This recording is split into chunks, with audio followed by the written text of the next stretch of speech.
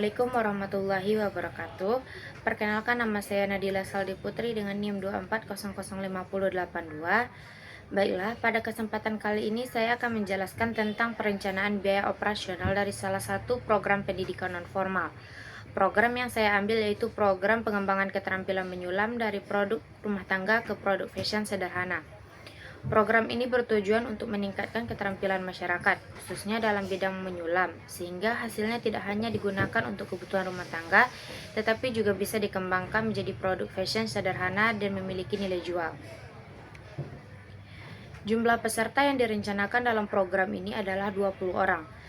Untuk pelaksanaannya, program ini memiliki durasi 40 jam pembelajaran yang dibagi ke dalam 10 kali pertemuan dengan durasi 4 jam setiap pertemuan. Bentuk pembelajaran yang digunakan adalah blended learning, yaitu gabungan antara pembelajaran tatap muka dan pembelajaran daring.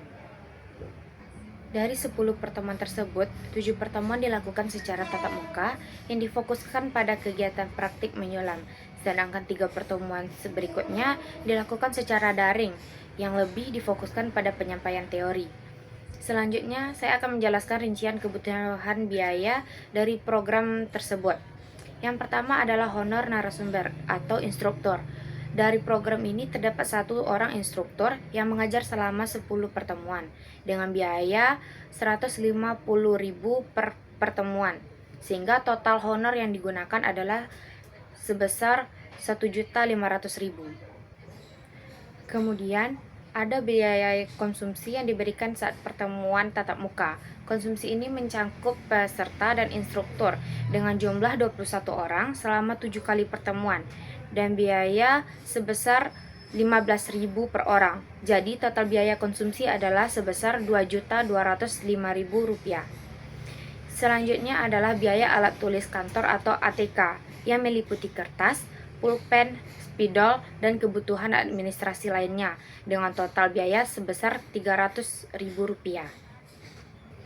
Kemudian yaitu bahan dan peralatan menyulam. Biaya ini terdiri dari yang pertama yaitu benang sulam, 1 paket 25.000 kali 20 sama dengan 500.000.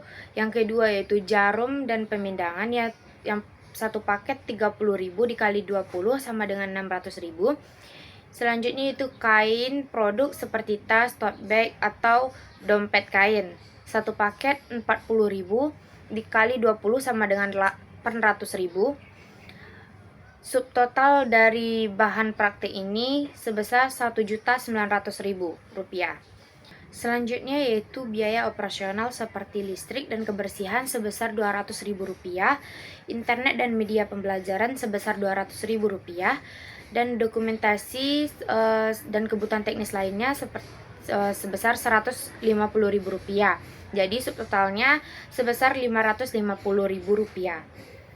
Jadi untuk seluruh total anggaran yang digunakan sebesar Rp6.455.000.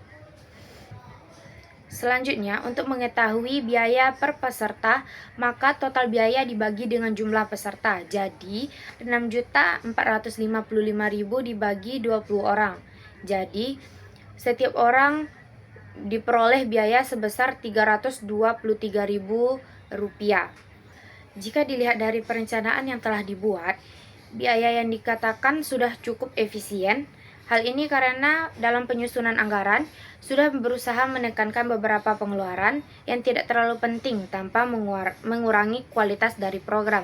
Sebagai contoh, tidak memasukkan biaya sewa gedung karena kegiatan dilakukan di balai desa yang dilakukan secara gratis. Dengan begitu, anggaran bisa lebih difokuskan pada kebutuhan utama seperti bahan dan praktek dan juga konsumsi.